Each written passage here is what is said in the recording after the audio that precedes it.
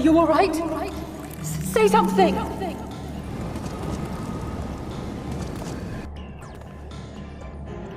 12 Forfend. He cannot contain the light. He's beginning to turn. Urianger, if you've aught up your sleeve, now is the time.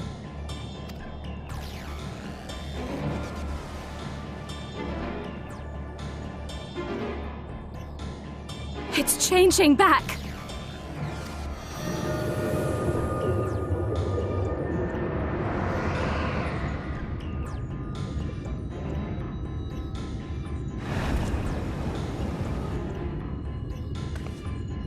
The combined power of every Light Warden is too terrible a burden for any one soul to bear.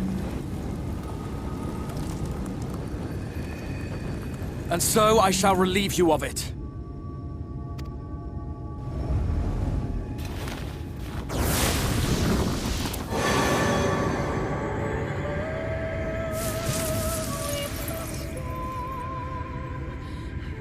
Exarch!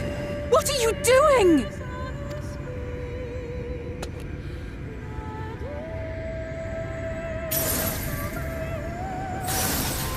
I will channel this profusion of power to the Crystal Tower and use it to travel to other worlds. As I have dreamed of doing ever since I first learned of their existence. Who would choose to remain here in this dying realm when they might go elsewhere and begin anew? Not I. And thus did I use you. No, I don't believe you. It doesn't make sense. Damn you! We won't let you do with him as you please. Do not interfere!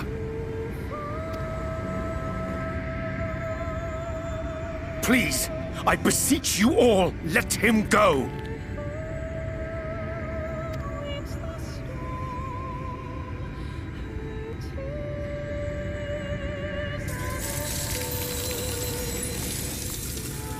You knew of this, Urianger.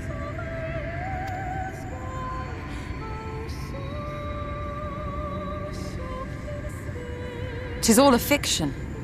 Such vaguely defined acts of teleportation stand no chance of success. The Exarch will never live to see another world, as he knows only too well. Then, what does he mean to do?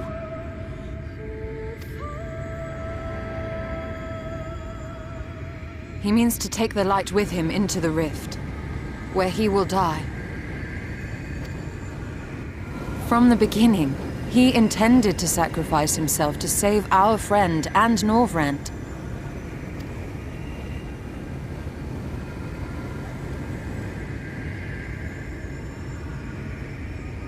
At journey's end, an opportunistic thief makes off with the hero's prize.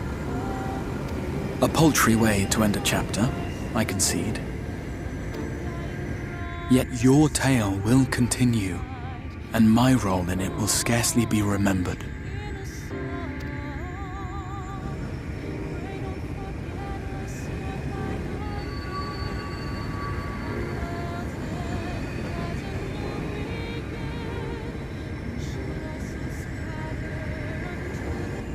Worry not. Whatever should become of me, I will be happy and free, safe in the knowledge that I have played my part.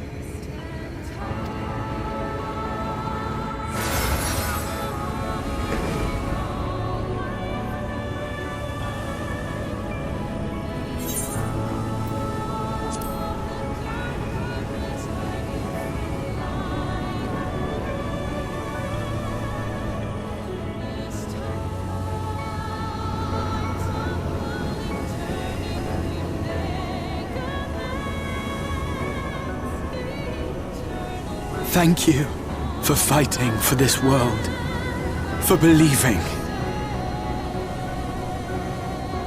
Fare you well, my friend, my inspiration.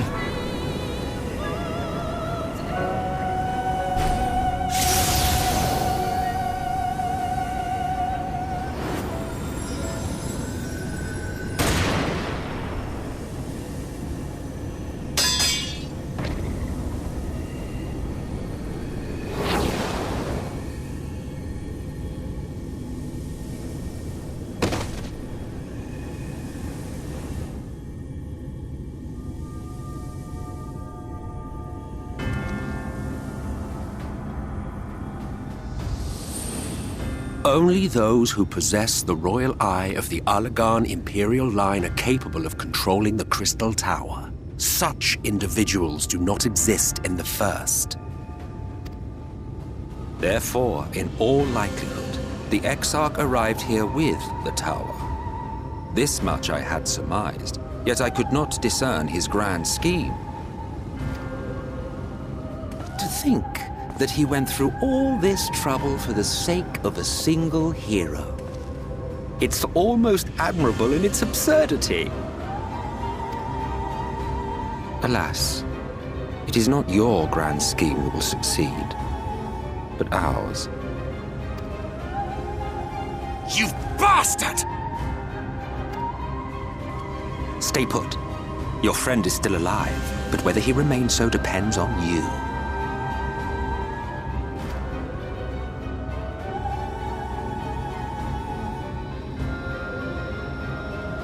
What a disappointment you turned out to be.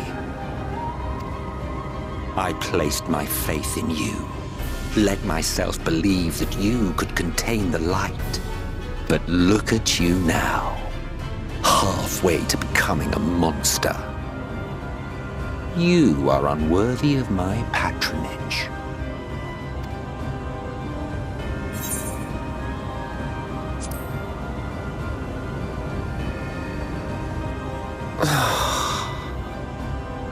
I am an Ascian.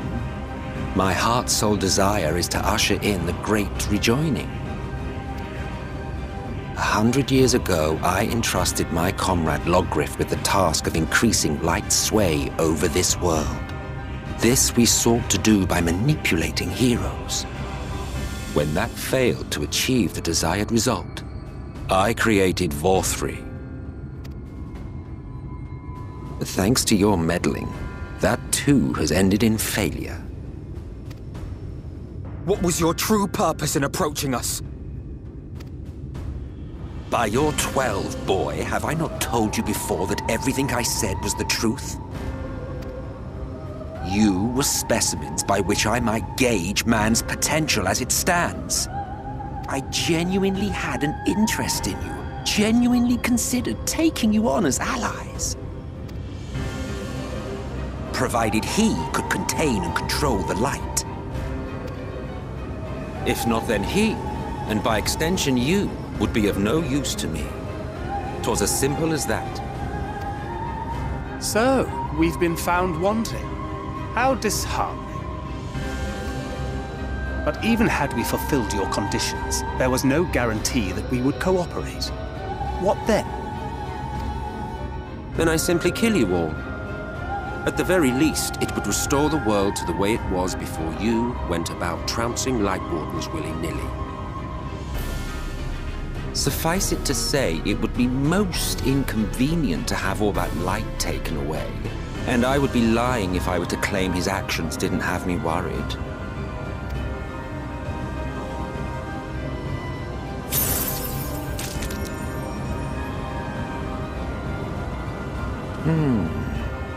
You still retain your form and your senses, but you have all but become a Sin Eater. Whether you will it or no, your mere existence will serve to engulf the world in light. Those in your company will likewise turn into Sin Eaters, and in time you will succumb to your base instincts and hunt innocents to feast on their sweet, sweet ether. Those few with the will left to fight may rise up against you.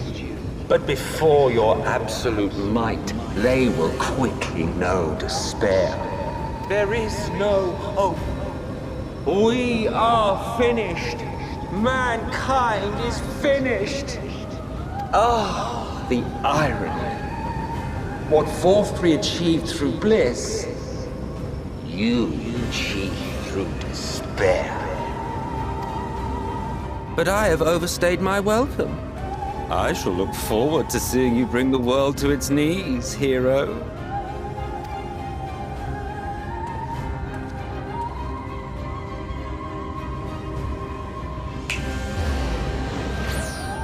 Exarch! Doug! I have naught to show for all the time and effort I invested in you. He is a small token for my troubles. I did not expect that I could learn aught from man, but I may yet learn something from all the knowledge he had hoarded for his precious hero.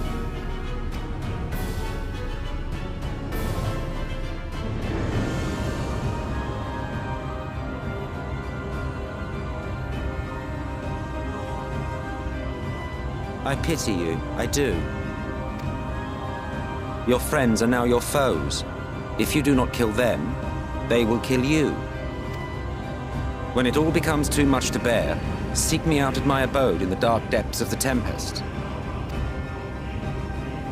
There, you may complete your descent into madness with some dignity, far from prying eyes.